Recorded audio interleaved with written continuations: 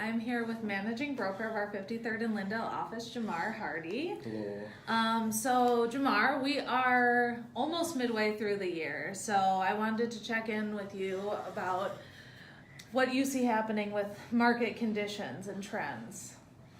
Very broad question, but I'll try to drill down later. Okay. Okay. Just generally. Well, obviously everybody knows it's just a really hot market right now. You know, year over, we're seeing the same multiple offer trend that we saw most of last year. This year is a little bit more hectic. I think I heard a story actually recently today where a house received 29 offers. Thanks. And the majority of them came within the first few hours of it actually going live. So we're seeing a lot of buyers out there. That's kind of what that means to us. A lot of buyers out there still looking for houses. Obviously, it's different through the price points. So, you know, that under 500 price point is way different than the above 500 price point. If you're a buyer that's in that jumbo market, if you will, there's some more options than if you're actually more like a first-time home buyer. Mm-hmm. So with that, do you think it's gotten hotter, or do you think we're kind of leveling off in terms of what we see seasonally in Minnesota throughout the year? Yeah, I think seasonally you're always going to get the distractions, and one big one's going to be the 4th of July that's coming up. So I think you'll see a little bit of a pause, but I think we're trending that our selling season will be a little bit longer, right? Mm-hmm. So seasonally you see people get distracted by like the state fair, and then people going back to school.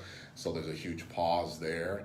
I think the buyers that are out there, the first-time home buyers out there, are in a weird way empty nesters. You know, on the maybe the other side of empty nesters, meaning they're getting their first job, their parents are giving them good down payment money, or else they're saving up good down payment money, and they can afford to look without being distracted by things like back to school or the state fair. And I think we're going to see more activity in the fall and winter months this year mm-hmm. than we have in the past, which I think is a good thing for our market. Yeah, so obviously if you're a seller, it's pretty good, but what about some of the downsides we're maybe seeing on the sell side with this frenzied pace here? You know, I think that actually it's more about the managing the expectations from the seller side of things. So if I can go there for a little bit, I hear that my neighbor sold their house in 2 days. Now I come to the market and wow, it's been a week and a half, we haven't had an offer, and people are kind of freaking out. Well, you know, historically, I think if you look at just days on market, it still could be 30-ish days in your market, but if things don't happen within that first 48 to 72 hours, sellers are getting a little discouraged. Mm-hmm. And I think also what that means is sellers are, in a weird way, cutting corners coming to the market, not coming to the market as clean as we've counseled sellers in the past. So I want to compete, I want to be on the market, I want to get that offer really quick, so I'm not taking the time to stage my property or do those smaller handyman items. I'm passing that on to the buyer, and the buyers are sometimes kind of walking away. So it may take, no pun intended, 4 or 5 times to sell your house, you know, depending on the time you're putting into preparing your house. So I think it's very important to engage a professional and stick to a realistic marketing plan and make sure that you realize you only have one time to make that first impression and make it the best possible impression as possible. I'm even hearing some agents that are counting their sellers on how about we get that pre-sale home inspection a little bit deeper than what a city inspector would do, right? Actually get that third party general to come through and say, here are some of the deficiency things, so we're clear. And they're actually sharing that with buyers, just so we can have cleaner transactions. Because some buyers, just to win. Called me. We're back. Okay, we're back, yeah. Maybe we were on the whole time. I don't know, but we couldn't see ourselves. Yeah, so they're foregoing the inspection, and sometimes buyers are putting themselves kind of out there and buying properties. They don't really know what's going on. So I just think we're seeing more challenges on the back end to get a deal closed than we've seen before. So. Sure, you know, and I think especially in my experience, when someone goes above asking price to get a property, their expectations, you know, are maybe much higher and unrealistic for the 100-year-old houses that are being sold in South Minneapolis. Or some agents are I hate to say the non-ethical thing, but aren't strategically planning in the most advantageous way to their buyers, to where they think they can use maybe an inspection timeline or a statutory rescission period to back out or to continue to look for other properties, right? And kind of walk away, kind of scot-free then, So I know we talk to our agents about making sure that our sellers have that protection from that, so non-refundable earnest money, things like that, just so they're not wasting time on the market, having some of these fickle buyers out there. Because I do think, the buyers that are competing in the very fast-paced moving market are not as educated. They are getting a lot of education by going online and finding it, but they haven't really been a part of a transaction before, so they think it should go the Home Depot, or I should say the Home Depot, the HGTV way, when really that's just not how it goes. Yeah. Well, yeah, and of course you and I know that that's our place in the transaction. The consumers, they're new. This is their first time, so I think that experienced agents and agents who are good at their jobs are counseling their buyers, and of course, at the end of the day, it's always going to be the buyer's decision, but that I think that counseling part is really important, and especially not just on the inspection side, but going above asking price, potentially appraisal problems. Yeah, and I've said this before too, really understanding what your contingency looks like, meaning do you have more money to, over, above and beyond your offer price, right? To do some of the things that you're asking maybe a seller to do, right? So if a seller is not going to, fix X, Y, and Z, have you built in that into your budget that if they don't, we can handle it on our own. And sometimes it's better to, right? Sometimes it's better to say, I'll take care of it myself because I can source my own professional.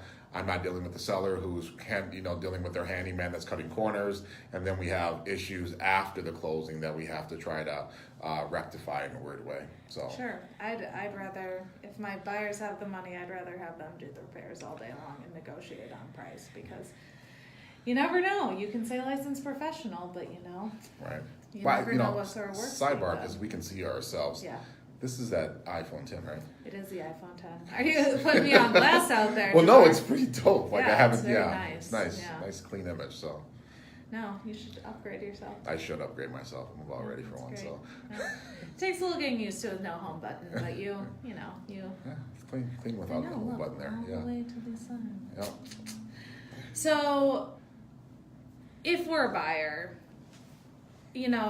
I've had some heartbreaks with buyers recently, but I've actually found, I'm hearing stories out there of these buyers, they've written 10 offers, they've written 13 offers, they're still not getting them. I personally haven't really experienced that. I don't know if you're seeing that as a broker, but I think it's probably more important than ever that they're really prepared and you have that plan going into it, and again, setting expectations. Yeah, and I go back to what's your contingency, what ultimately is your ceiling, and identifying that before you put that first offer in. I think to your point, making sure you're prepared, making sure you know the type of loan product you're getting. And that's the other thing too. Rates are slowly ticking up too. So, the longer somebody rates, the more expensive that loan potentially can get. So making sure you're putting your best foot forward, but also realistically making sure you're making offers that you can live with, right? Not going above and beyond just to win and then having buyer's remorse on the back end, right? But also, keeping the things in there that protect yourself, diligence timelines, things of that nature that's realistic to what's going to work for you. And again, you still have physical buyers and sellers now. I think that's one of the big changes we're seeing in the market, and we've seen them for the last couple of years as the lender-mediated stuff has all gone to auction houses now. So it's not like you're seeing a bunch of foreclosures that people can buy out there right now. It's truly really the buyer and seller, the end user consumers doing deals now, with agents being the conduit and making those things run smooth. So I do think you're seeing more emotional transactions than we've seen before. I would say so. Yeah, instead of just here's our bottom line number and if you meet it, you got the property, right? So I think that becomes kind of a trick, right? Because you have certain people that have been in houses for a while who maybe still have historically high APRs, if you will, and have not necessarily adjusted them because they were comfortable with their payment, and now they have all this equity and they're getting rid of their properties, right? And they want the most for their property. There's a little emotion behind it. So you talk about putting your best foot forward. We're hearing more people, do love letters to the seller, meaning buyers saying this is the reason why I fell in love with your property. And even on the reverse side, sellers saying this is why we love our property, right? Just so they can kind of weed out the people that maybe don't feel as passionate about the property as they do, So sellers are kind of picking the type of buyers they want for their property now. So yeah, for sure. I think that makes a big difference, especially a lot of times if you're looking at 3 or 4 offers, there might be some pretty similar offers. There might be close to the exact same offer. So what are you doing to differentiate yourself beyond just price? And especially if you don't have room on that price. Recently, I had one. They ended up getting the property. I was representing the seller, and the loan officer, just before they even submitted their offer, gave me a call, ran down the qualifications, how long she had been working with the person, how long she had been in the business, her close rate on loans, to say, it was an FHA loan, so some people might be, a little hesitant to take that, and just to really represent her client to the fullest. So I think, getting a team, a loan officer particularly, who's willing to put in that extra legwork for you to maybe push you over the edge. Yeah, and talking about the team aspect of it, really understanding early in the process what everybody's part is within the team. I think a loan officer reaching out and making that phone call is totally appropriate to help and assist their buyer in winning in a transaction. A lot of loan officers don't. They just kind of send a letter and say good luck to the agents and the consumer. Talk to me when you have the deal finalized, right? That's when my part starts. But no, it starts so much earlier than that, and it really is a team approach. So making sure you understand, and whatever trusted advisor you pick, who you're picking for your team and how they work, and then what expectations you have for them, and make sure they're meeting that. And if not, trust me, there's some good ones out there. We have a great one here at Edina Realty. Just make sure you're pairing yourself up with people that have your best interest in mind. Mm-hmm. And then, so, obviously none of us has a crystal ball, but you've been in the business for a while. Where do you think we're going? I have some clients concerned maybe that they are paying top dollar, maybe they're paying above asking price on these houses, and am I going to get a return on my investment, or next year are we going to see something totally different? Everything I'm hearing, it's not going to be much different. The one metrics that obviously we're keeping our eye on, well, there's 2 of them. One is rates. That's the obvious one, right? As they start creeping up, that's going to essentially maybe price some people out of the opportunity, right? Or maybe the options aren't as fruitful as they were for certain people. So that might push people back into renting or staying kind of where they're at for a little bit. Number 2, and this is the one that I think is the most interesting, is your new construction market, right? I think they're talking about it's still going to take, new construction another, let's just call it 5 to 7 years to meet up with the demands that are out there for buyers right now. And if that's the case, what happens with existing home prices, right? Those are getting closer. I mean, you can go over to some of the northern burbs and, under $350 buys you a new construction home. I mean, that's just ridiculous and kind of unheard of within the 494, 694 ring, So I think there's some options out there even for new construction as a first-time home buyer. And I am seeing new first-time home buyers coming in at that much higher first-time home buyer average sale price. So, we're looking at when before a first-time home buyer was 150 to 180. Now we're looking strongly, 275 and above for first-time home buyers. And I think that's people pulling their money together, getting the opportunity. But again, there could be some new construction options out there. So I think keeping your eye there. I'm also been very interested in the affordable housing bubble, if you will, or lack thereof. When will the apartment trend kind of bust, right?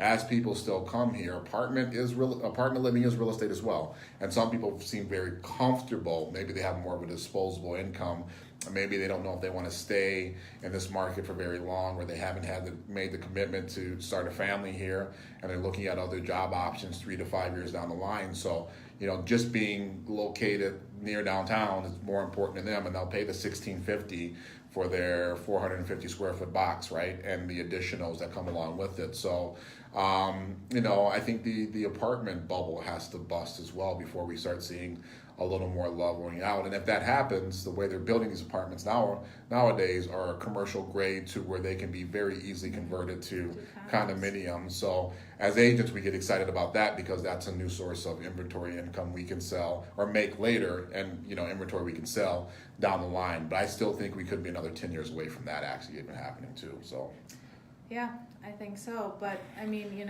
with the downtown living, you got to see like Harrison and some of those really downtown adjacent North Minneapolis areas become more and more desirable because you got your 10-minute commute to downtown, affordable housing. Do you think, I know I have my own opinions, but how far do you think we are from people really being attracted to that specifically as like a downtown living option? I think transportation drives that conversation all the time. I think you're seeing, in the city alone. I mean, let's talk about what they're doing with the freeways right now. 35W is a wreck, right? And that's a 3-year project. I think when we get north of that project, if you will, you're going to start seeing people be that much more attracted to downtown just with the flow of traffic. I think the light rail project that they're still talking about splitting off, going out west, but also going out more northwest as well, just as an artery back to the city where I think some people will look at some of those areas closer to being desired areas just so they can move around. But yesterday I thought I was a smart guy, and I rode the river up, and right when I got to downtown where I live, and I've been downtown since 2002, 2003. I was a smart guy. I got to the river, and there was a log jam all the way back to like Izzy's Ice Cream, and there was just no way for me to get around. I was stuck. I could take Second down, I could take Washington or the river. Either way, it was going to take me another 20 minutes to get a half a mile to my house. So I think, again, that conversation is always going to be about how easy it is to access the city. And that's why I also think, some of those northern burbs, become great investments right now, because when they open up flow, when they deal with some of the mass transit options to get into downtown, you're going to start seeing some prices rise in those areas as well. So I agree. So we both have to go sit in traffic Yep. on our way to our Great way to close it. houses north of here. Any thoughts? Any final thoughts? I would just say, this is a great opportunity for most to take a look at. If you're thinking about buying the next couple of years, take a look at your option now. Erica's a great agent and one of our top agents. We were going home that today. One of our top agents in our office. Engage a real estate professional, see where your options are, and if you're holding on to any additional inventory, so multiple properties that maybe you're renting out, maybe tap into those and see if there's some equity that you can leverage to either get a bigger home or just maybe kind of let go right now, because we do have a ton of buyers out there that are paying top dollar for stuff in the market. And like I said before, not that I'm an advocate of this, sellers are doing less to get their house on the market to make more, than they have had to do maybe in the past. So great time to sell, and for buyers, stick in there. I think there's some options coming to the market. I was looking at my phone just because I have a couple metrics set up in the back, and it seems like within a 15-mile radius of the downtown area, there's a lot of options that are popping up within the last 7 days, if you will. So I think people are less distracted now. Graduations are done, things like that. You're really going to see probably the next 2 or 3 weeks a lot of homes hit the market, so that's going to be opportunities for buyers that have been waiting. So Well, as always, you could shoot me a message on here, call or text 612-729-7239. And yeah, bye. yeah.